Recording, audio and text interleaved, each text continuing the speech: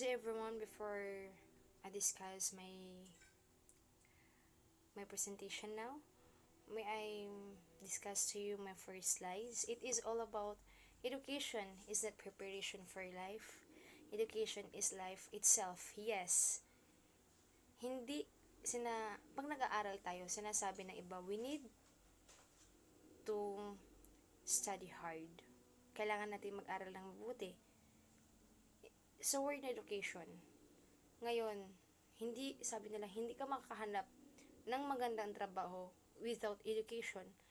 Ano bang purpose ng education? pag pinanganak na tayo, nasa age tayo ng 3. Ngayon na year, na era, or na generation rather. Age tayo ng 3, nag-start na sila na magpa-tutor sa kanilang mga anak kasi nga required mag-aral. And yes, required mag-aral. But education is life itself. Ang edukasyon ay para sa sarili natin. Hindi porket nag-aral ka is required talagang mag-aral. Ano bang purpose ng education? Para matuto tayo. And yes, hindi ito sa preparation ng future natin para makatulong tayo sa family natin. It is not all about na sabihin natin mag-aral ka kaya para hindi ka mapasama sa mata ng ibang tao. Kasi pag ngayon pag hindi ka nag-aral, sasabihan ka nila na wala kang kinabukasan. Pero bakit? Ang edukasyon nga ba ay para lang sa paaralan? But ang salitang edukasyon is not only inside the school, but also natututo din tayo sa labas ng paaralan. Natututo tayo sa pamamaraan ng sariling atin and sa pamamaraan ng iba. And we will discuss it, that how education is life itself. So, makikita natin ito ngayon sa next slide natin. It is according to John Dewey. So, before that, may I request everyone to feel the presence of our Lord Jesus Christ. Lord, thank you for this day, Panginoon. Thank you po sa mga biyayang pinagkaloob mo po sa amin araw-araw, Panginoon. Lord, thank you po sa mga blessing na binibigay mo sa guidance and protection sa our family, Panginoon.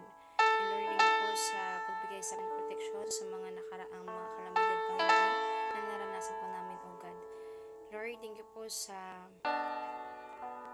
pagbibigay sa amin ng problema na kung saan sa problema po ito, Panginoon, natututo po kami sa mga tamang landas, Panginoon, how to surpass these challenges, O God. And Lord, thank you po sa mga sa hangin na ibinibigay mo po araw-araw, Panginoon, sa magandang buhay po sa bawat isa, Panginoon. Thank you po sa pagpapagaling po sa may mga sangit, Panginoon. Lord, so for everything that we show to you, Lord, na may maling gawain, Panginoon. And Lord, we are not perfect, O God, but know, Panginoon, na ang puso po namin ay para lamang po sa iyo, O God. Ito lamang po ang aming samot dalangin, Panginoon, sa pamagitan ng bugtong na anak na si Jesus. Amen. So, I will discuss the chapter 3, lesson 3. But before that, this is my learning objective. What to expect? At the conclusion of the lesson, students will first investigate how theories can be applied effectively in the classroom. Yes, madidiscuss ko po yung mga different theory. Then articulate the fundamental principle of a student-centered teaching methodology, highlighting how students actively construct their knowledge. Third, define the constructivist theory, outlining its characteristics, principles, and its role in the teaching learning process. Fourth, identifying both the shared elements and differences among various constructivist theories and their practical applications in teaching and learning. And lastly, analyze the implication of the constructivist theory on learning teaching strategies and the professional development of educators. So now, the theory of constructivism. So,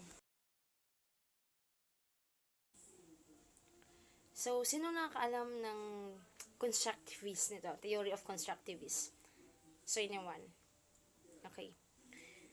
Constructivist, it means construct. To example, may plano ka, magpa-construct ka ng sarili mong bahay. Nag-construct ka ng sarili mong bahay. Sino magkukonstruct na yon? Siyempre, sarili mong idea. Sarili mong pamamaraan. In what way? Siyempre, pag gagawa ka ng bahay, hindi mo kayang mag-isa. May sarili kang pamamaraan, sarili mo siyang idea, yung design, ilang rooms, anong bang kulay ng bahay mo, ilang floors, or gaano ba kalaki, gaano ba kaliit. Yes, sa'yo yan nanggaling. Pero hindi mo yan kaya mag-isa. Unless,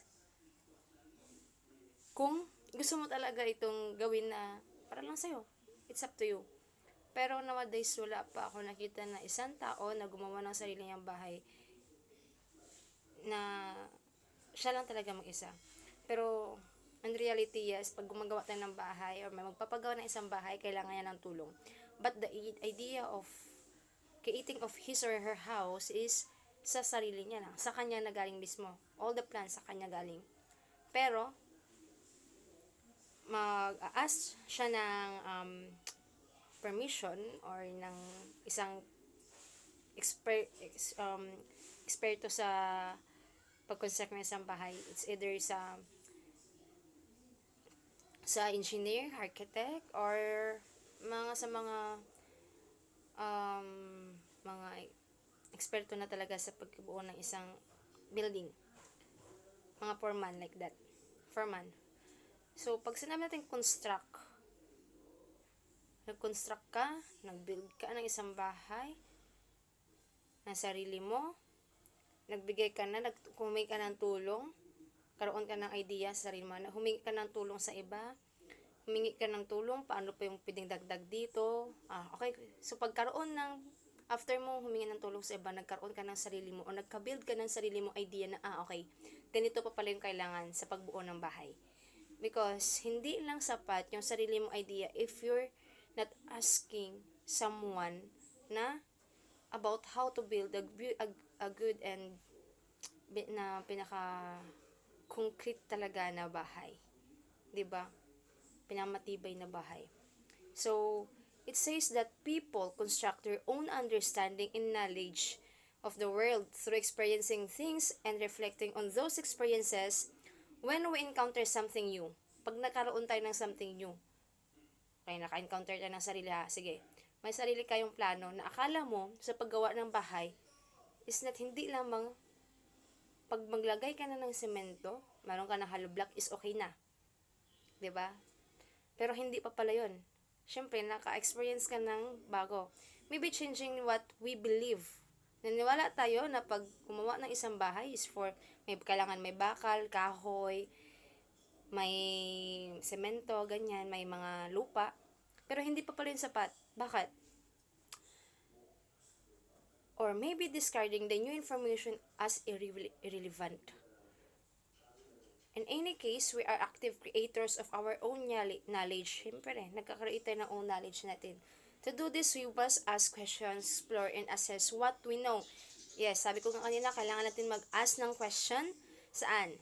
Sa mga engineer, sa mga experts sa paggawa ng building. Explore. Yes, kailangan natin mag-explore. Hindi ka pwedeng hahanap ng kasangga mo sa paggawa ng bahay kung hindi ka mag-explore. Hindi ka basta-basta kukuha dyan na. Kung kumuha ka sa kanya, wala pala siyang stock knowledge about sa pag-construct ng isang bahay. Yes. Assess what we know. Hindi ka lang basta-basta magtanong, kailangan mo ding magkaroon ng assess. Tanong ka lang dyan ng tanong. Walang assess sa sarili mo. Hindi ka nagbibigay ng effort sa sarili mo para mag-assess doon sa idea na yun. Yes. Constructivism. May video pa tayo na mapanood dito. All about constructivism. So what is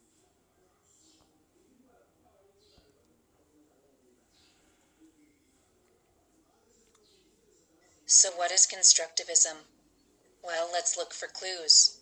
Constructivism, constructa, construct, construction. Constructivism is about construction, the construction of reality and knowledge. It stands in contrast to positivism's assumption that there is one reality out there to be discovered just as it is, and objective knowledge out there to be gained. Constructivism looks at the interplay of forces that bring reality and knowledge into being. Constructivism is a term applied in different ways at different times in philosophy, sociology, and research. It is also sometimes used interchangeably with constructionism and social constructionism, Yes. so nailing down what it is exactly can be difficult, but we'll try to get a general idea. Constructivism's ontology, or understanding of being, is generally classified as relativist. There is not one reality. Rather, there are many relative realities, specific to and co-created in the context they are part of. Yes. A constructivist would likely say that my reality, Ang constructivism hindi lamang nasa iisang reality. Useless isang constructivist kung nakafocus ka lang sa isang reality. What more, that reality, meron pa pala siyang roots. Kumbaga, pag sa numbers pa, ang 4, halimbawa, ang 4, pwede siyang ma-divide into 2. Pwede siyang ma-multiply 1 times 4 is equals to 4. Pag 2 times 2 is equals to 4. Marami pang way. Hindi lang man tayo dapat mag-focus sa isa. Dapat marami. Marami, diba? Ang education, ang pag-aaral, hindi lamang sa iisang subject. Diba? Marami tayong napagpag-aaral. Marami tayong mga subjects ngayon, hindi lamang isa. Sa college, meron pa tayong minor subject and major subject. Not only one subject. will not be the same as your reality, because we have each constructed our realities together with our communities, our societies, and other forces. It is not just people and our cultures, conventions, and institutions that constructivists see as forming reality. Yes, correct. Rather, the interaction between people as individuals or groups with the physical world around them can Yes, tama. Hindi ka lamang matututo or nakaka-construct ng isang idea sa isang environment na kung saan ka. Sabi ko nga na kailangan nating magtanong, explore, and to assess. Why? Kailangan natin mag-explore na hindi lamang alam mo, sa boardmate ko, yes, 3 kami dito. Hindi lamang natututo ako sa kanilang dalawa. What if mag-ask ako sa kabilang ka-boardmate ko? Sa boarders dito. Or sa kabilang boarding house. Diba? Hindi ka lamang natututo sa isang environment, kundi sa iba't iba ding tao. Not only here in the Philippines, but outside in the world. Diba? Maraming mga researcher na hindi lamang dito sa Pilipinas nagkakandak na research. Pero, nagkakandak din sila doon sa ibang bansa. Diba? Ganun ang constructivism. construct reality. Constructivists generally therefore do not deny the existence of a world outside of human perception.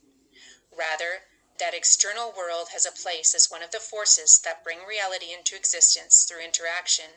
Constructivists believe that objects have existence, but not meaning outside of human perception. The epistemology or understanding of knowledge in constructivism is often classified as a relativist one, Yes. though not as fully relativistic as some perspectives. This relativism is not to be bemoaned, though, as positivists may be tempted to do. Rather, a constructivist sees the varied, nuanced understandings that different people bring into being as enriching our knowledge of the world. And within these varied perspectives, Kita niya dito sa drawing, na akala niya, pag tumingin ka ng isang upuan na yan siya. Wala na siya ibang design. Wala na siya ibang mga way na parang paggawa pa ng ibang upuan, di ba? Marami. Marami talaga. Sa gadgets, sa courses, o di ba? Kahit nga din sa gender ng isang tao. That we know that even the cycle of the earth is changed. That lesbian is also a girl and gay is also a boy. Diba? But ngayon, sa reality na ngayon, we accept then we need to respect them. Like that. That is also a constructivism. Reality. Diba? there are still criteria for getting to truth. For constructivists, meanings are not all equally valid. There is not Yes. one right or objective meaning, but meanings vary on how relevant or fulfilling they are. Their value can be informed by how attentive they are to the object they reflect, or how well they balance the dialectical process of mediating the interaction between subject and object. As researchers, constructivists may take many paths. However, they all acknowledge the role that subjective experience and values play on knowledge in the research process. Yes. Like, Many sinabi will ko kanina. attempt to harness these opportunities that arise from subjectivity. Good. Diba? Constructivism, not only one, hindi ka lang pwede na gagawa ng sarili mo. Yes, tama, gumawa ka ng sarili mo. Paggawaan ng research. Hindi ka lang basta-basta gagawa ng research. Kaya nga tinawag na research, kasi mag-research ka. Saan ka pwede mag-research? Sa library, magbasa ka ng mga libro doon na related dun sa studies mo. No, pero ngayon, yes, internet na. Marami na ngayon mapagkukuha sa internet, mga references. Hindi ka basta-basta naggagawa ng sarili mo without explore. Diba? Explore with assess and questions. Tatlo lang. Question, explore, and assess. And always natin tandaan sa constructivism, and may educate ka na yan. Matututo ka na yan. That is constructivism. Diba? That human construct knowledge and meaning from their experience.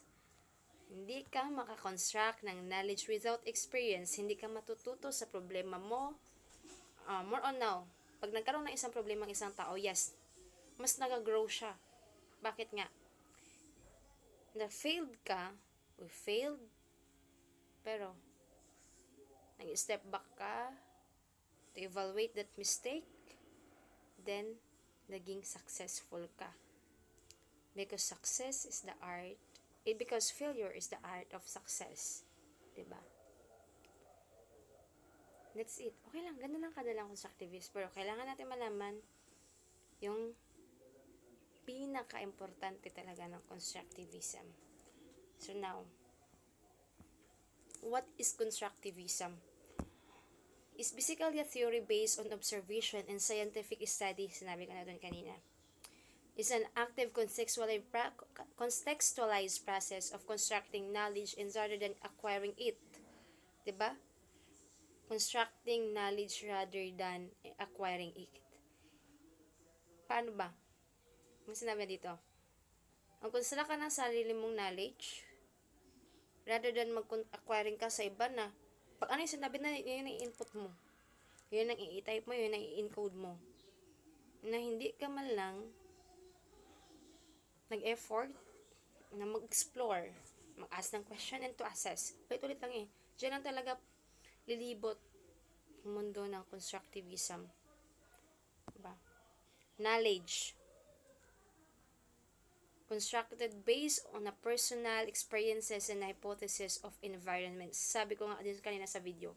Sabi ko explanation ko, personal experiences, natututo tayo sa ibang sa experiences natin, mga experiences doon. Yes, isa na dito yung problema. Maraming natututo because of the problem.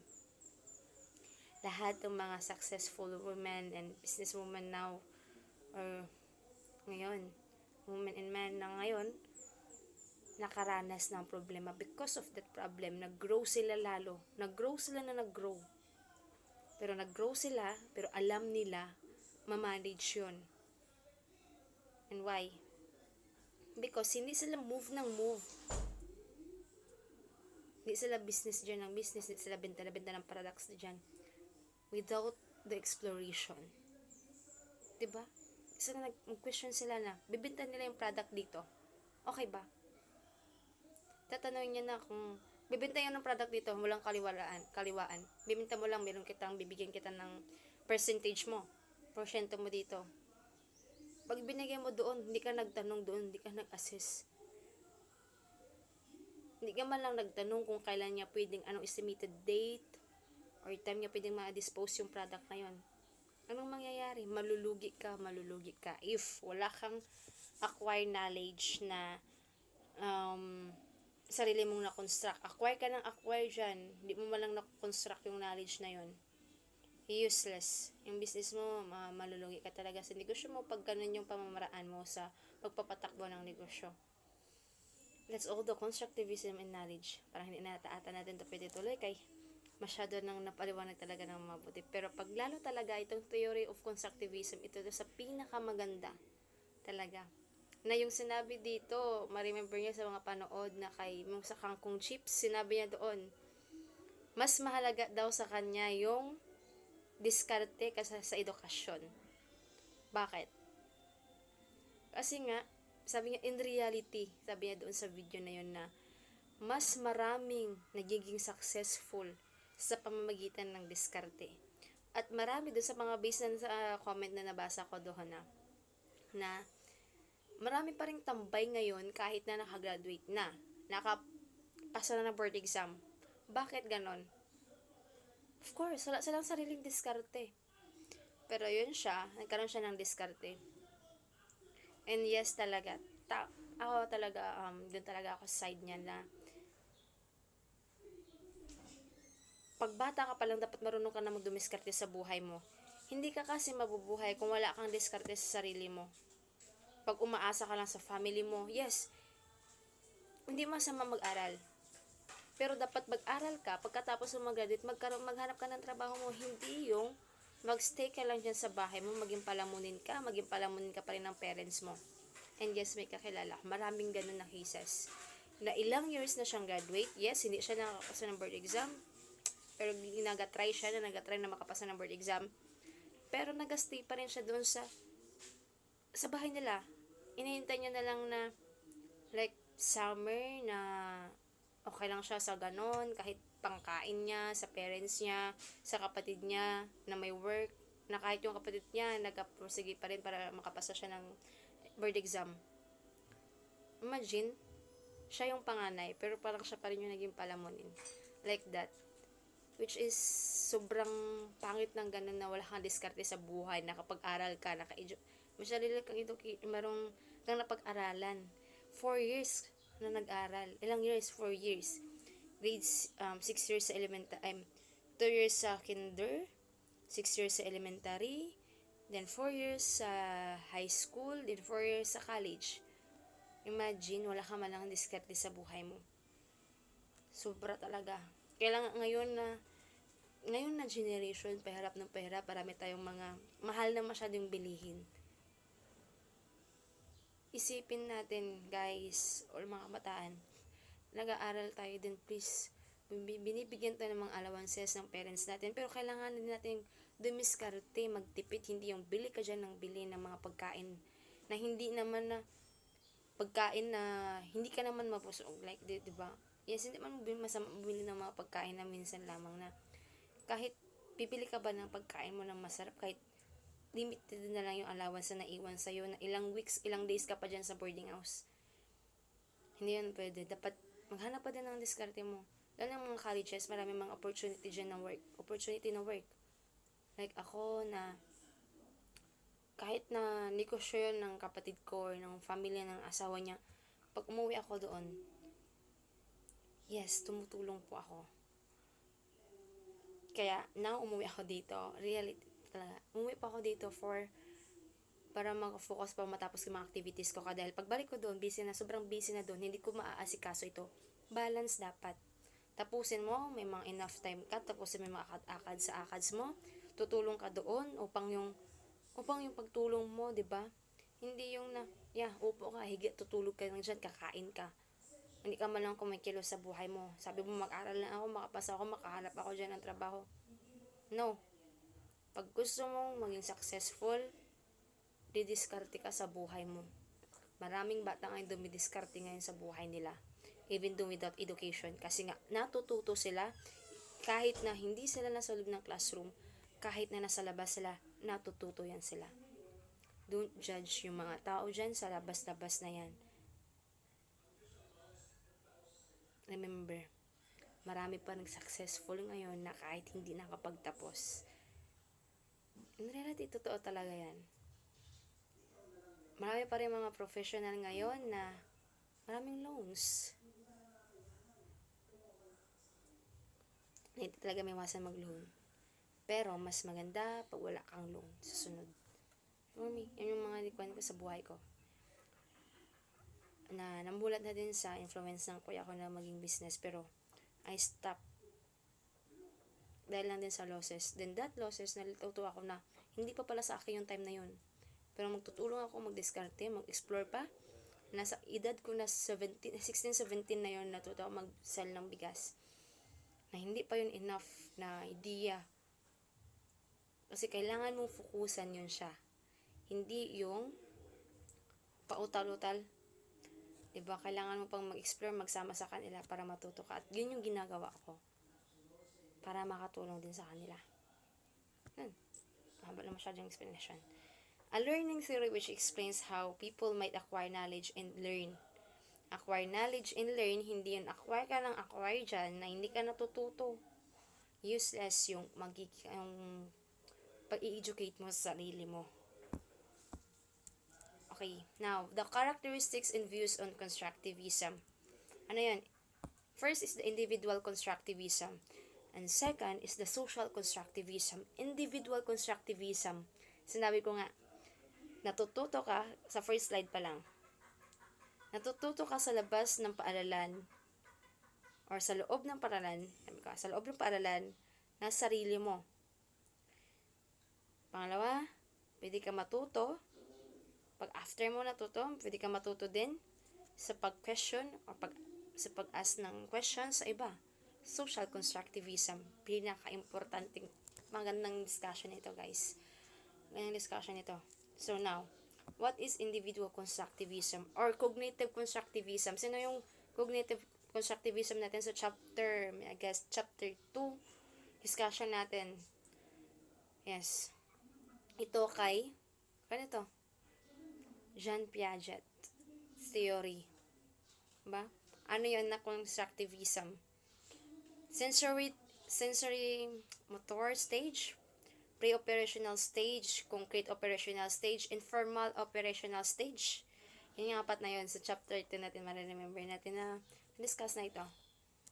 Pero gusto ko i-discuss sa inyo ulit para hindi natin makalimutan. Kasi pinaka-importante lang na ito. Ang theory na ito, lahat ng pinag-aral natin is umiikot lang yan. Piaget's theory argues that we have to conquer 4 stages of cognitive development. First, the sensory motor stage. Second, the pre-operational stage. Third, the concrete operational stage. And fourth, the formal operational stage.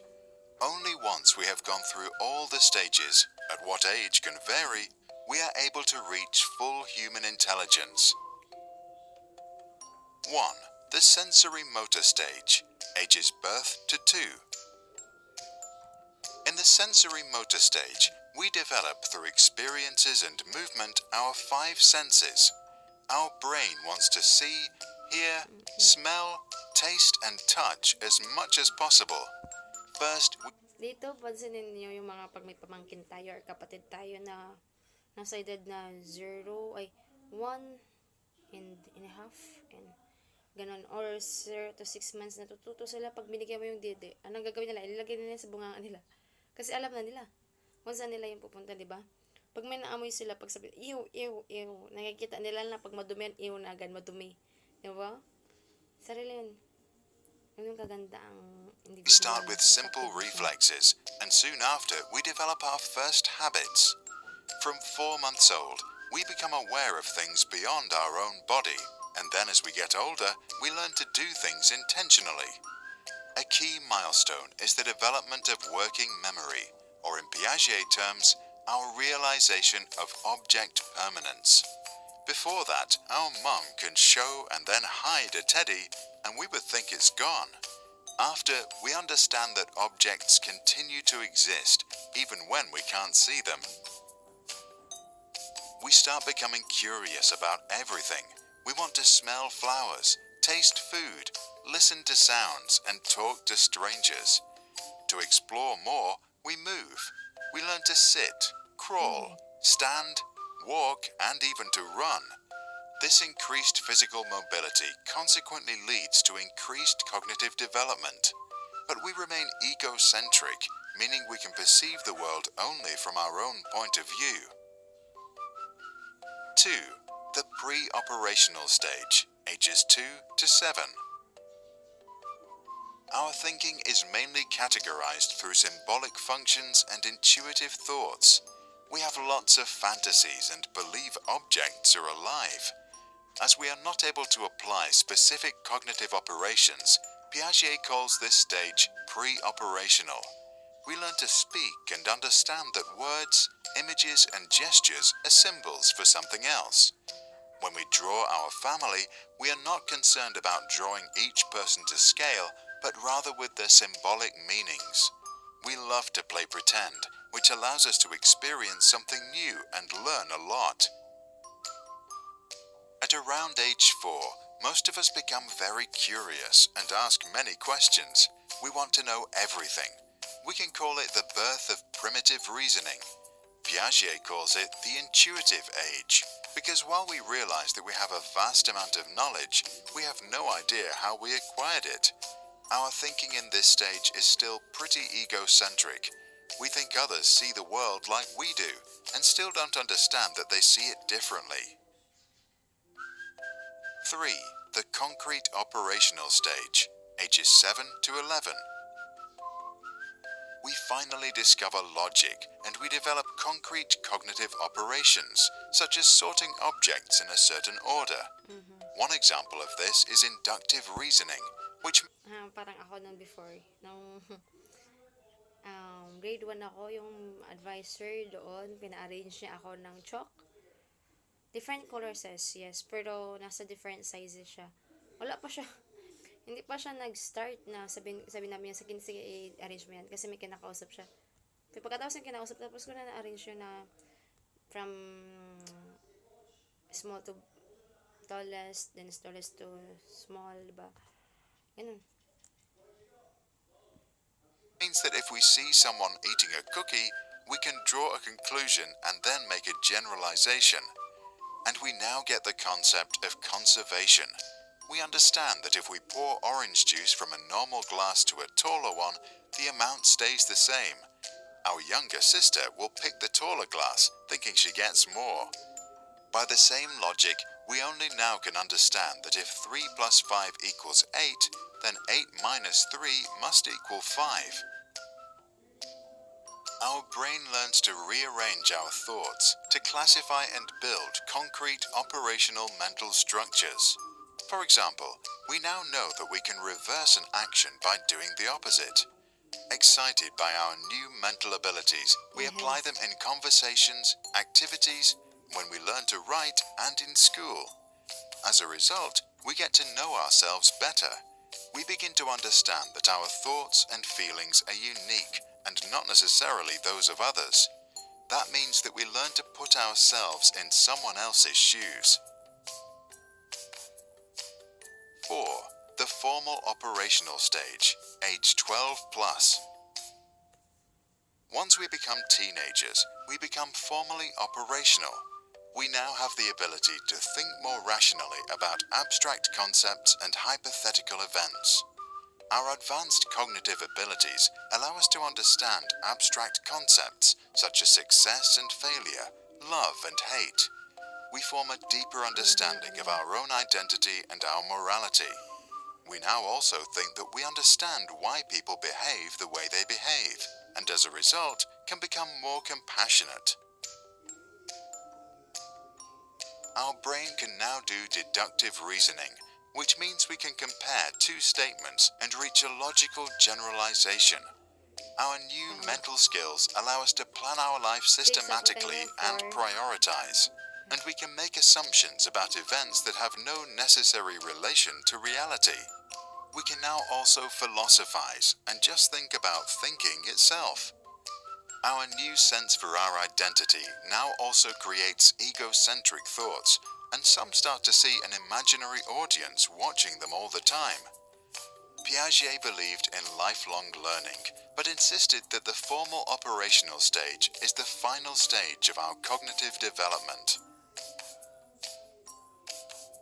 Jean Piaget's first interests were animals, and he published his first scientific paper on albino sparrows in 1907, when he was just 11 years old. In 1920, he began working with standardized intelligence tests. He realized that younger children consistently make types of mistakes that older children do not. He concluded that they must think differently and spent the rest of his life studying the intellectual development of children. Galing. Tama. Yan yung individual constructivism na natututo tayo sa sarili natin. And now, next. Okay. Piaget. Proponents of this type choose child-centered and discovery learning. Child-centered, sa'yo nakatutok. They believe that learning should be allowed to discover principles through their own exploration rather than direct instruct by the teacher. Natututo tayo sa sarili natin. Natututo tayo sa sarili natin without the help of others. Diba? Second, ito, pag may individual, syempre may social constructivism. Knowledge exists in a social context and is initially shared with others instead of being represented solely in the mind of an individual. Pag yung kanina sa individual constructivism ni Jean Piaget or ng cognitive development ba yan? Cognitive constructivism, individual lang ito, social. Natututo tayo pag nakikipag-interact tayo. Kanina ito, kay Lev Vygotsky. Yes na theory, panoodin natin.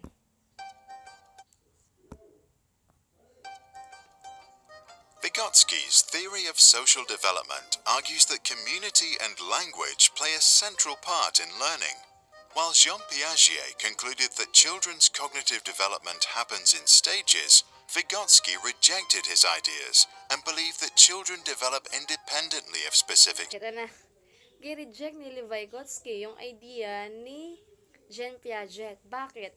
Sinabi ko nga sa inyo kanina. Hindi tayo acquire ng knowledge sa iba, hindi tayo pwedeng tanong ng tanong, tapos ginakapipis natin doon. Dapat matuto din tayo mag-observe na, ay, hindi lamang dito natututo yung isang bata. Like ginawa ni Lev Vygotsky.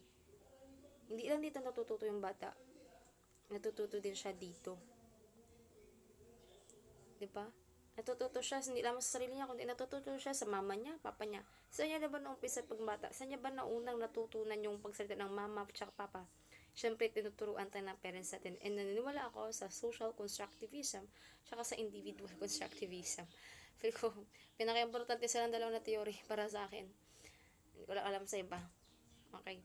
Kaya nga may nature and nurture, di ba? Nature and nurture. Napakahirap. Pero pinaka-importante man, napakagandang discussion ito na theory.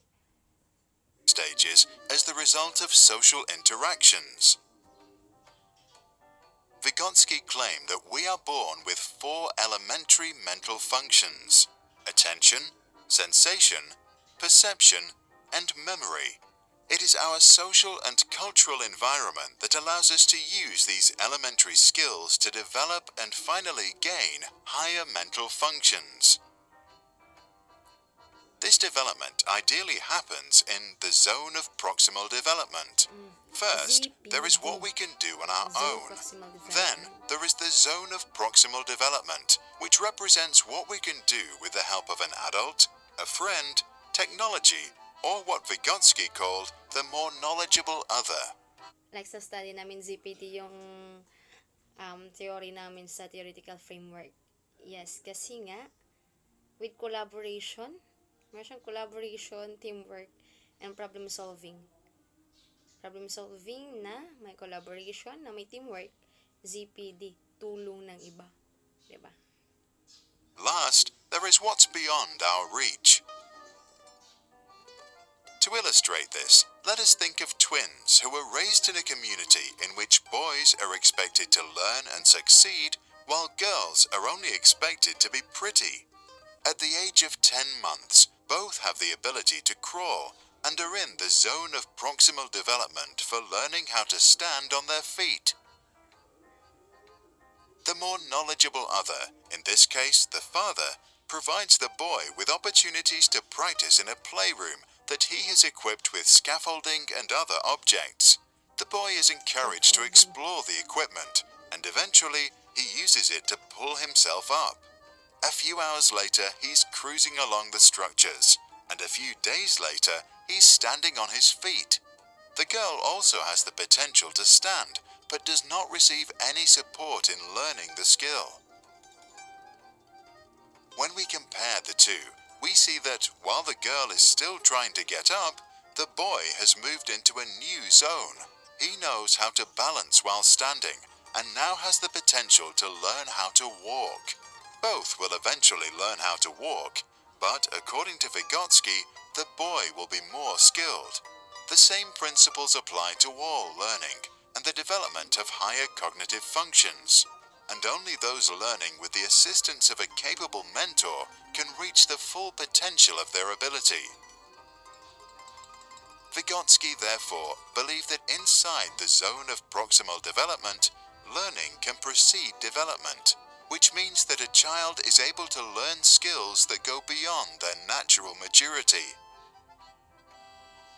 He also established an explicit connection between speech and mental concepts, arguing that inner speech develops from external speech via a gradual process of internalization. This means that thought itself develops as a result of conversation. Therefore, younger children who don't finish this process can only think out loud. Once the process is complete, inner speech and spoken language become independent. Lev Vygotsky died of tuberculosis in 1934, at the age of 37. Despite his young age, he became one of the most influential psychologists of the 20th century. He left the following advice for educators. By giving students practice in talking with others, we give them frames for thinking on their own. What do you think? Can a child learn anything regardless of any developmental prerequisites? And do we learn only through social and cultural contexts? And if so, do you think it is appropriate for a more knowledgeable other to determine what a child should learn next? Share your thoughts in the comments below. Yes. Yun ang social constructivism. Pag yung una, natuto tayo with our own. Ito naman sa social, natututo tayo sa pamamagitan ng tulong ng iba. Ganun lang kadali. Construction of knowledge is shared by two or more peoples, hindi lang sa'yo, kundi with two or more peoples. Okay, the four characteristics of individual. So, as I discussed earlier, that constructivists do not view learners as said empty vessel waiting to be filled up. They see learners as active thinkers who interpret new information based on what they already know. They construct knowledge in a way that makes sense to them. So, ito yung pinaka-importante talaga na kailangan nating malaman. Itong four characteristics of individual or social view of constructivism have in common. Pagkapareho, kaya pinaka-importante talaga sa dalawa na theory. First, learners construct understanding. Tama. Pareho sila sa individual, nakakonstruct ka ng understanding. Sa social, nakakonstruct rin ng understanding. Pangalawa, new learning depends on the current understanding. Nakadepende sa current understanding. Bakit? Bakit sinabi na it depends on the current understanding? Pag sinabi natin current, di ba? Ngayon, nakadepende pa rin sa kung ano natutunan niya ngayon. Iba-iba na yung words dati, iba yung meaning, may mga words ngayon na iba din yung pag-construct nila before. At pag ngayon naman, iba na naman yung natutunan niya na dati, na ang college, ang high school is nasa 4 years lang, pero ngayon nasa 6 years na. 'Di ba? Na ang dati, bata ko, na ang multiplication is ito lang yung sign, pa-x lang, pero ngayon meron pa palang asterisk, may dot, multiplication din pala yun, may quantity, multiplication din pala yun. Yun, nakadepende sa current understanding niya, 'di ba? Third, learning is facilitated by social interaction. By social interaction. Yes, sa social. Nag-learn tayo with our social interaction. Bakit connected siya doon sa individual? Sa individual kasi, natututo siya kahit na nakipag-interact siya, pero natututo siya sa sarili niya. Sa social, nakikipag-interact niya kasi gusto niya matuto. Ganon. Number 4, meaningful learning occurs within authentic learning tasks. Bakit kailangan may authentic learning tasks? Kasi nga, doon sa loob ng classroom, kailangan yung teacher, may iba-iba ka ng mga tasks dyan. May bigay ka ng task, hindi lang yung puro discuss ka lang dyan, discuss ka lang discuss. Paano mo malaman kung may natututunan yung bata? 'Di ba? Like what Sir Ernie said na kailangan mo magbigay ng isang task sa mga bata kung talaga bang nakikinig sila sa iyo pag sa discussion, or talaga bang effective yung the way na strategies mo sa pagtuturo sa kanila. Paano mo yun makukuha? Pag malaki yung score ng bata. Pag malaki yung score ng bata, it means napaka-effective yung strategies, teaching strategies mo na binibigay mo everyday sa mga bata. Dahil natutunan nga, dahil perfect nila. Like, sa ginawa ni Ma'am Lovelyn sa atin, na nagbigay siya ng abstract yun na test, abstract, para ma-identify niya kung anong percentage ba yung mga IQ level natin. Yung IQ level natin, di ba? Pero wala pa yung score. So, authentic learning task, hindi lang puro na, sige, encode ka lang ng encode, discuss dyan, magsayang ka ng laway mo maghapon. Wala kang activity, wala kang pa-energize na para magkaroon ng psychomotor na activity, diba? Dapat meron din tayong learning task as a future teacher. Kailangan natin yan, guys. Next, organizing knowledge. Concept. May concept tayo. Mag-organize ng knowledge. Sa concept, magkaroon tayong concept, magkaroon tayong organized knowledge. Okay, sa research, meron tayong research procedure. Procedure ba yun? Ayan. Gusto mo mga steps. Paano tayo magkanak ng studies? First, yung concept na yun. Karoon ka ng model. Flowchart. Mga flowchart dyan. Or yung waterfall. Waterfall, diba? Karoon ka ng waterfall dyan. First, ito. Before kami magkanak ng research, dapat meron kaming permission kami na permission nang magbigay kami ng letter sa deans natin. After that, kung mag-outside the school man tayo or kahit sa inside the school, kailangan din ng permission to the principal, ng letter sa division kung saan tayo mag-conduct ng study. Tsaka may mga steps talaga. Nakategorize na yan, naka-organize na yan siya. Ma-illustrate natin, ma-explain natin, tsaka ma-assist natin na group of tasks such as model, ma-discuss natin, ma-explain natin, at saka and to assist, diba? Pag meron tayong interact with each other. Hindi lang iisa, hindi siya matawag na group task pag iisa lang yung gagawa. Marami ngayon sa research na iisa lang ang gagawa. Without the help ng others, paano sila matututo? Ganun. Next is the organizing knowledge concept as a future list. Bakit sinabing concept as a future list? Okay, anyone? Pag sinabi natin culture as a future list, it's a learning concept involves learning of specific features that characterize positive intents of the concept. Included here are defining features and correlations features. Bakit sinabing features and correlation features? Pag sinabi natin concept of future, it appears to be a phrase that could refer to the idea of structuring, of conceptualizing future plans, ideas, objectives, in the form of a list. Tama, may list. This could involve organizing future concepts, innovations, or goals in a systematic manner, allowing for clearer visualizations, prioritizations, implementation. Pag mag-create tayo ng future list natin, meron tayong i-involve dyan. Una, planning, prioritizing, visualization, and executions. Bakit? Pag magkaroon tayo ng planning, syempre mag-outline tayo ng planning.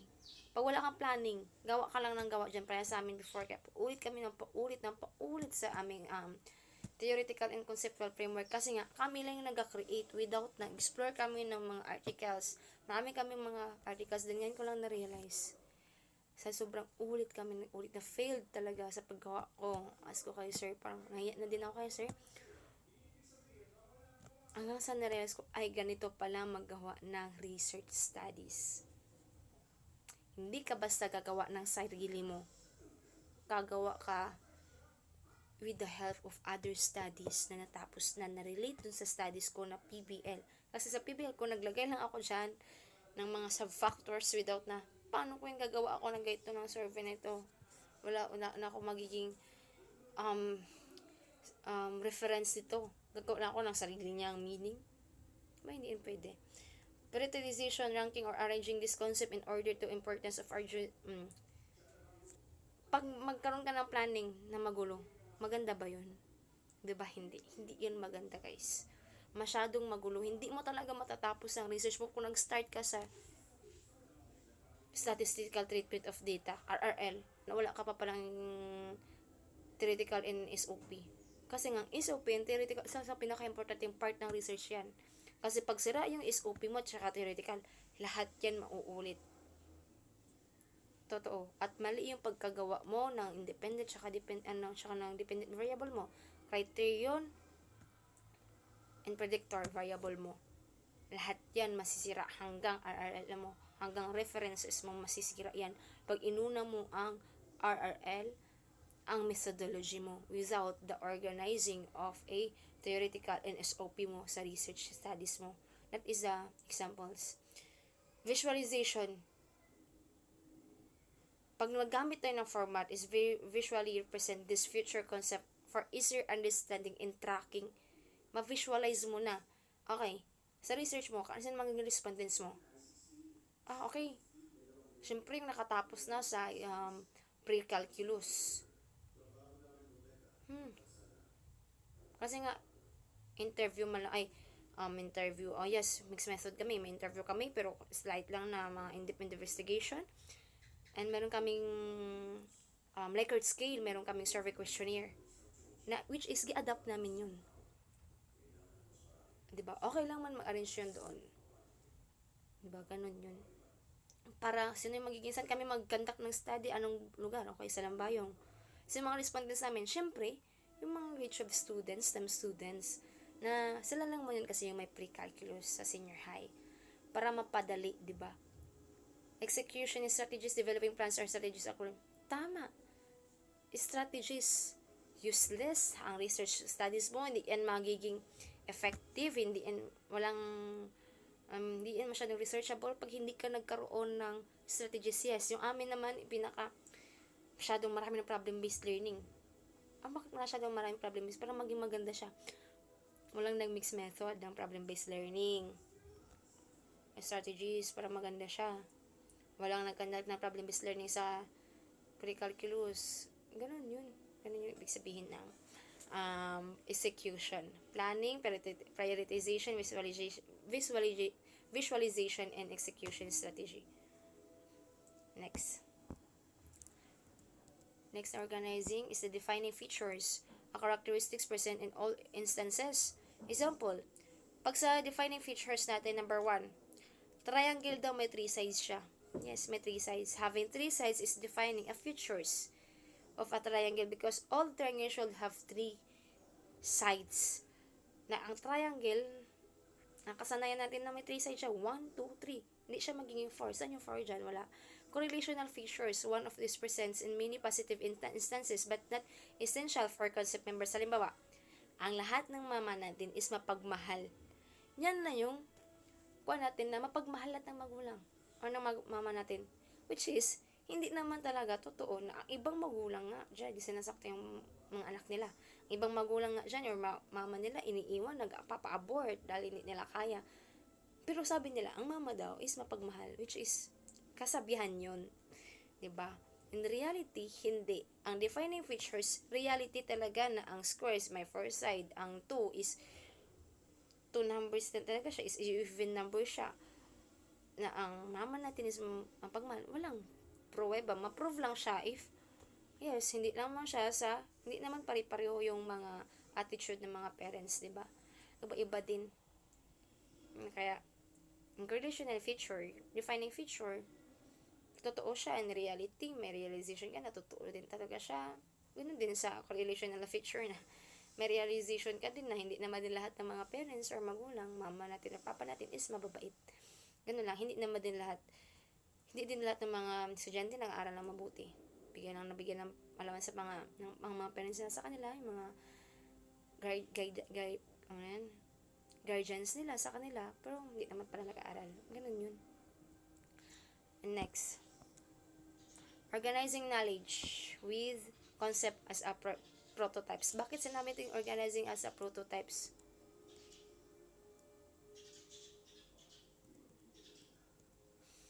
Kasi nga, idea or visual image of typical example is a usual form based on the positive instances that learners encounter most often. Okay, bakit? Mag-close ka ng mata mo, makita mo mag-visualize ka na, okay, nakita mo yung isang snake. Dyan, nakita mo yung isang snake, diba? Ang snake na yan, makakatakot. Ang snake na yan, mahaba. Without knowing na nakikita mo, na may mga ibang breed pa pala yung mga snake na yan. Iba-ibang kulay. Pero alam mo na, pag mag-close ka, mag-visualize ka na may isang snake na dyan, or isang animals na, ay, okay, yan, ma-identify mo na ng mga chicken. Like ako, sa isda. Maraming isda. Maraming isda dyan sa, nakikita mo dyan sa talipapa. Pero iisa lang. Alam mo lahat sa kanila isda, pero iba-iba pala silang pangalan. Diba? Napakahirap. Concept as a prototypes. Kaya alam mo na dapat, na imagine mo, yung pagkandang ng studies, dapat yung hypothesis mo, yung SOP mo is tama. Mag-base ka na hindi ka basta-basta maglagay doon ng differences or relationship. Pag ang study mo, ma-visualize mo, iba. Yes, meron ka ng conduct dyan ng surveys, may survey questionnaire ka na dyan, pero yung result, may difference ka, pero similarities lang palang nahanap. Diba? Ganun yun ang prototypes. Next is the concept as exemplars. Bakit? Represent a variety of example. It allows learners to know that an example under a concept may have variability. Bakit? Pag sinabi ting vegetables, or example na lang natin yung palay sa amin. Sa palay ha? Sa palay, may iba-ibang variety. Mayroong RC, may Zamboanga, may Diamond, ano pa? May 440, may ano pang dyan, RC160, ba? May iba-ibang variety. Pag sinabi mo, pag yan, namil yan lahat, ito, may bago. Like, may bagong Diamond. Yung tanner kasi, may bago, no? Yung tanner kasi, nasa medium, diba ito yung kahaba, ganito kahaba ang butil ng ang RC160. Ang tanner na sana half niya, ang ordinary nasa small lang talaga siya ng piece ng rice. Wait lang guys.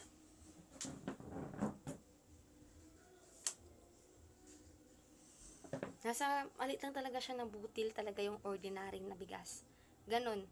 Pag sinabi natin na may bago naman na pumasok na variety like yung Zamboanga, anong identification niya yun? Or ng Zamboanga ba yun? Or basta Zamboanga. Yung Zamboanga kasi, makita natin, mas maliit lang butil niya. Ayun, hindi na explore ko pa yun. Maliit lang yung butil niya, pero mabango. Sobrang bango ng Zamboanga. Hindi ko siya alam kung Diamond or Zamboanga yun. Yan. Sa RC naman, alam mo, bagong paparating na bigas na variety, pero hindi mo alam kung anong variety yun. Pag niluto mo, gimil mo malambot, ay, bilong yan siya sa RC. Ganun lang yun. Ito yung example sa exemplars talaga. Concept as exemplars. Iba-ibang variety. Na, pag mag-conduct tayo ng study, kaya nga may survey questionnaire, pag may mga, hindi natin alam na, alam ba, nagpunta-conduct ka mo, naglang kang sample sa dyan, nag-random sampling technique ka dyan, nagpili ka sa 5 na yan. Lahat yan sila may iba-ibang variety. Or lahat yan sila iba-iba yung pagsagot nila yan. Hindi yan sila pare-pareho. Useless ang pagkandak mo ng study kung lahat yan sila sabihan mo, ay sige sagutan mo yan dyan, dapat ganyan ha, dapat mayroong differences, may relationship. No. Huwag ka gaganon sa research studies mo. Example. Okay. Schema and script. Bakit natin? Schema and script. Pag sinabi natin schema is an organized body of knowledge about something. about something like schema. Yung dog na yan, halimbawa yung mga animals and various components of animals, understand ano bang meron sa, okay, hindi lang, sa babae. Ang babae, it's either mahaba ang buhok or maiksi. Diba? Sa hayop naman, okay, sa pusa. Ang pusa, it's either may feather, mga balahibo o wala. Diba may iba-ibang breed ng pusa? Meron nga breed na wala talagang balahibo, no, diba? Na ang schema ng dog, it means na may iba-iba pa palang klase ng aso. Hindi lamang yung aso is isa. May physical characteristics din siya. May behavioral characteristics, associations, and context and environments. Physical characteristics ng isang person with na isang halimbawa doon sa aso. Yung dog daw is having a 4 legs, a tail, may breed sizes, diba? Behavioral characteristics nga, may mababait ba? May mababait din, may mga matatapang din na aso. Associations says other magiging man's best friend ba, hero ba nilang aso niya? Marami nga mga aso. Contextual and environments. Saan ba siya laman sa bahay lang ba sila? Playground? Saan ba nakikita yung mga aso na yan? Yan yung schema. Script. A schema includes a series of the predictable events about a specific activity. Pag sinabi natin script,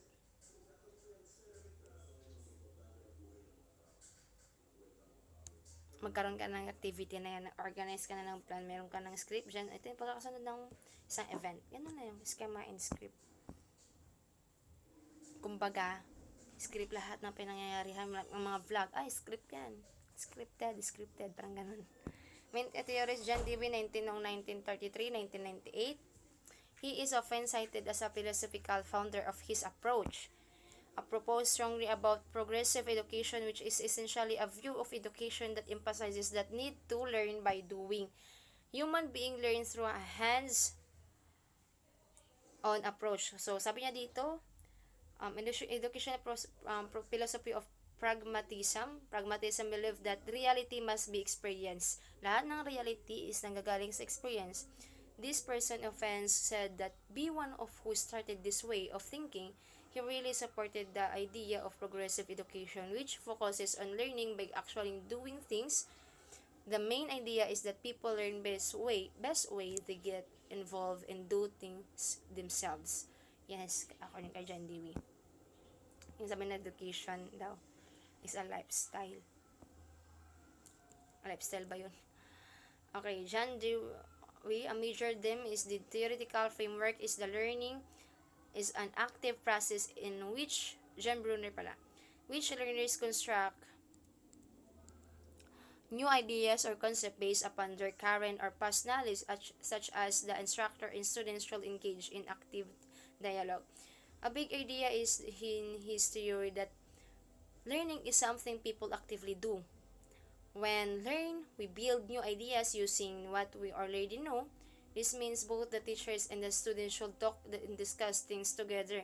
Hindi lang yung discuss ng teacher dyan, tapos pinapatahimik na yung estudyante niya. No, dapat mag-ask ka din ng idea sa mga estudyante niya. Malay mo, di ba, pag teacher ka, natututo ka din sa mga estudyante mo. At yan yung sabi ni Sir na nagtuturo ka, pero at the same time, natututo ka din. It's like Socratic learning. Socratic learning that where they have an active conversation to learn from each other. Ayan ang kay John Brunner. Next is Jean Piaget noong 1992. He is considered the chief theorist among the cognitive constructivists who especially represent an ontological stance. His flavors of constructivism focus on how humans make meaning and the relation to the interaction between their experience and their ideas. Yes. Imagine that science class we have the teacher wants the students to understand the concept of gravity. Instead of just lecturing about gravity, kailangan mo magkaroon ng isang task na set up ng experience that the students are given various objects that of different ways and sizes to drop from the same height and observe what happened. Pag ihulog natin yung foam sa tubig, yung gravity, aangat yan. Pag yung coins naman nahulog natin sa tubig, siyempre dahan-dahan yan siya. Malulubog talaga yan agad-agad. Yan nagsinamin ni Jean Piaget.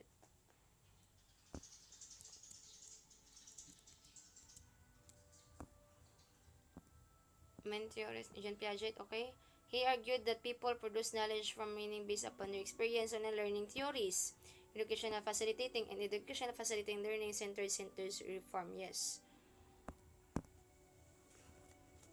Lev Vygotsky. Ano yun kanina kay Lev Vygotsky? Social constructivism.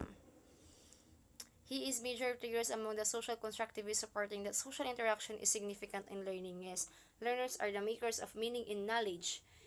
He is a big name among social constructivists. His belief that when people interact with each other, sabi niya, it's really important for learning. According to his ideas, people themselves create the meaning and knowledge they gain. It's just about thinking, and information is about how people understand and interpret things through their interacts with others. Natututo tayo when we interact with each other. Natututo tayo pag nagkajuwa tayo, break tayo. Ayaw mo na sabi mo, next time ayaw ko na magkajuwa. No, ayan guys. Classroom application of constructivism. Una, incorporates a learner's process where the students gain their own conclusions through the creative aid of the teacher as a facilitator. Pag sinabi ng teacher as a facilitator, like gayon, nagre-report ako. Nagpa-facilitate tayo ni ma'am, nagpa-facilitate si ma'am dito na pa-report ka, magpa-facilitate ng teacher mo nang bibigyan lang siya ng idea about sa pag gusto niya pang ipabro yung topic na yun, pag hindi mo talaga na-discuss ng maayos or hindi mo na-explain ng masyadong malalim talaga to understand the topic, well, magbibigay ang teacher sa'yo ng another discussion or examples to have to produce some very important ideas and ideas na para mat-adapt ng mga estudyante upang matutunan siya na talaga ng malaliman yung topic na yun. Create a curriculum which is allow each students to correct the answer. Yes, allow mo yung each students na lahat ng dapat na sagot, sabihin mo, ay mali yung sagot mo. Hindi ganun. Dapat allow them, na hindi lang mo siya magsagot, allow them. Raise their hands, others' hands. Magtawag ka ng ibang name, na ma-answer yung tanong na yun. The classroom experience shall be innovations for a myriad of different backgrounds and the learning experience which allows the different backgrounds to come together and observe and analyze information and ideas. Yes. Hands-on activities are the best for the classroom application of constructivist critical thinking and learning application. Some strategies for classroom applications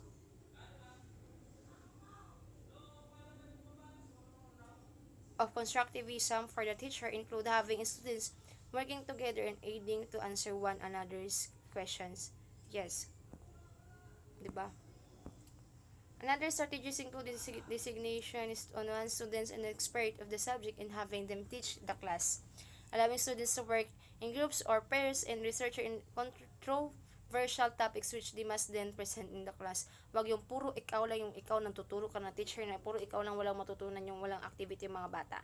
As a future teacher, mga future teacher is mga pre-service teacher na tayo sa sunod.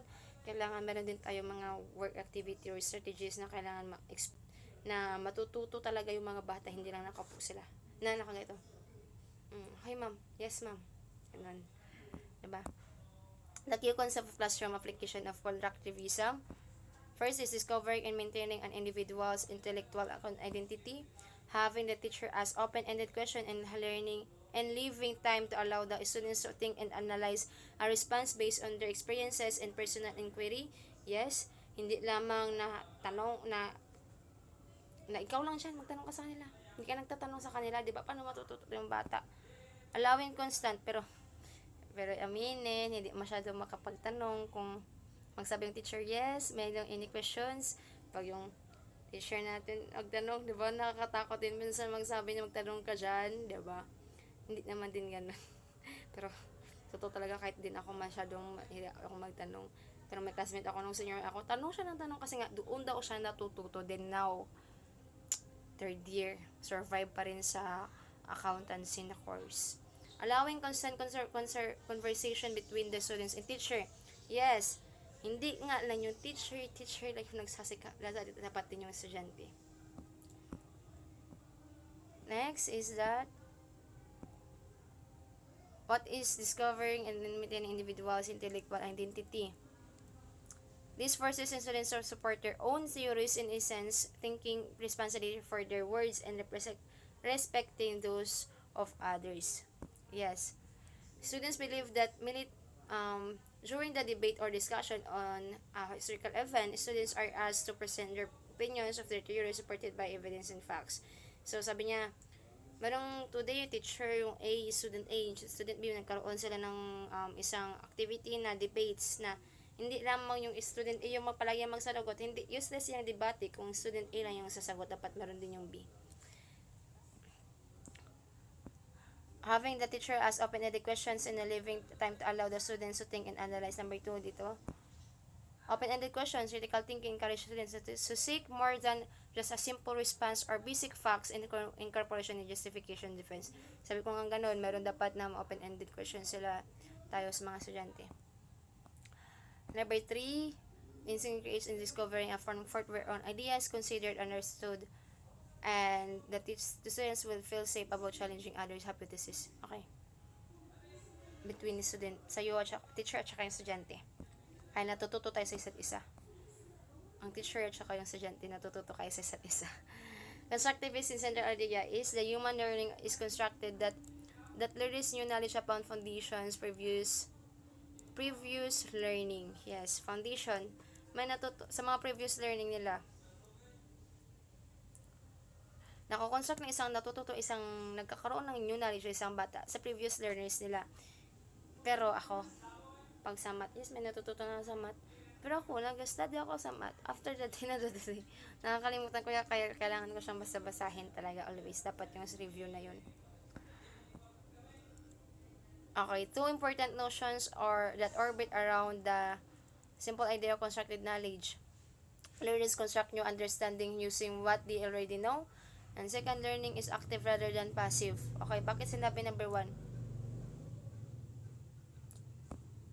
Number 1 is, there is no tabula rasa on which knowledge is etched. Learners come to learning situation with knowledge gained from previous experience, and the prior knowledge influence what they are modified. Knowledge they will construct from new knowledge experience. Pag sinabi dito, anong tabula rasa is a Latin term that translates to the blank slate in English. The concept of tabula rasa refers to the philosophical idea that individuals are born without any mental content and their minds are considered as a clean or blank slate at birth. Wala pa talaga. Panganak mo na, may alam ka na, alam mo na mag 1 plus 1. Siyempre hindi. Number 2. Learning is active rather than passive. Learners confront their understanding in light of what they encounter in the new learning situation. They apply current understandings, notes, relevant elements in new learning experiences, and based on that judge, they can modify knowledge. Yes, dito, learning is active rather than passive emphasizes that effective learning involves active engagement, participation, and involvement in the learning process rather than merely receiving information at instruction without any active mental or physical involvement. Yes, yung nagtanong ka ng tanong dyan pero wala ka man ding, di mo man din gina-apply sa sarili mo, wala ka man lang ding initiative na, ay, gagawa din ako ng sarili kong akin. Active mental ba? May physical ba? Meaning in active learning approach, learners engage with mental material by discussing, analyzing, applying what they learned. I mean, example, meron tayong science experiment dito na in the class. May tradition, learning environment, student might learn about chemical reactions through lecture in textbook. However, meron tayong active learning approach na pag meron sa libro, dapat gawin mo din sa personal para matuto talaga yung lalo yung bata. Malay mo, sa libro, hindi naman siya tumitin pag sa actual, alam nila yung process paano pagkaroon ng isang chemical reaction, di ba? Important application of teaching. Teaching cannot be viewed as a transmission of knowledge from enlightenment to and enlightened. Learners based on the prior knowledge, then teachers must note that knowledge is provide learning environment that exploit inconsistencies between learners' current understanding and new experiences before them. Students might apply their current knowledge in new situations in order to build a new knowledge. Then teachers must engage students in learning, bringing students' current understanding to the forefront. New knowledge is actively built, then time is needed too. Diba? As a future teachers, guys, the number one teaching is gonna be viewed. Huwag natin hayaan na turo tayo ng turo, share tayo ng share sa mga ideas natin, sa mga students natin. Paano naman natin malalaman na may bagong natutunan yung student natin kung hindi natin sila bibigyan ng opportunity to share their thoughts about the topic that we discussed to them. Kaya nga may kasabihan na teacher acts as a guides on the side, di ba ganon? So, learners based on the prior knowledge, di ba? As a future teachers, kailangan din natin magkaroon ng consideration sa mga students natin. Hindi tayo pwedeng mag-assume na lahat ng students natin ay natututo agad sa mga itinuturo natin, especially in math. Na kung alam naman, 'di ba, natin na hindi lahat ng mga tao mahilig sa math, 'di ba? So anong kailangan natin gawin? Syempre, mag-construct tayo ng panibagong pamamaraan or process kung paano masugatan ng isang problem. Kailangan natin bumuo ng panibagong pamamaraan upang may new experiences din yung students natin na ganito pala yung madaling process may mga process pa pala na madali na paano masolve yung isang problem na yun. So, tayo bilang isang magiging teacher, si students must apply their current understanding. Kailangan nating bigyan ng pagkakataon ng mga bata na makipag-interact sila sa classmate nila, hindi lang sa kanila na diyan na sila sa upuan nila. So, o paano, para magkaroon sila ng bagong knowledge nila, di ba? Nga sabi ko kanya na bawat isa sa atin ay nakakabuo ng sariling understanding sa mga bagay na nakikita natin. That's why, as a future educator, kailangan natin bigyan ng pagkakataon ng mga bata. Like, magkaroon ng group activities like Ma'am Loveline teacher, Ma'am Loveline strategies, di ba? Teaching strategies rather. So, number 4 naman, knowledge actively built in the time needed to build it. Yes, kailangan natin tanungin yung students natin kung ano nga ba yung mga kailangang mga bagong experiences na nakalap nila at yung experience na bago nilang nabuo, paano nila na mapaliwanag kung may bagong experience sila na bago sila natuto sa experience nila ngayon. Diba? Iba yung experience nila ngayon noon, iba din yung experience nila ngayon. Professional practice needed. If learning is a constructive process and the interaction must be designed to provide opportunities for such constructions, then what professional development practice can bring teachers to teach in the students-centered ways? Siyempre, recognize that construction is learning is not just the domain of the children, but of learners, all learners. The constructivist professional development gives teachers time to make explicit their understanding of learning, of teaching, and of professional development. Everyone has holds greatness when we learn to stand on our own without hesitation. We will be encouraged rather than shame. Yes, self is the roots of growth. Thank you. Ito naman po aking discussion. Salamat sa pakikinig. Bye po.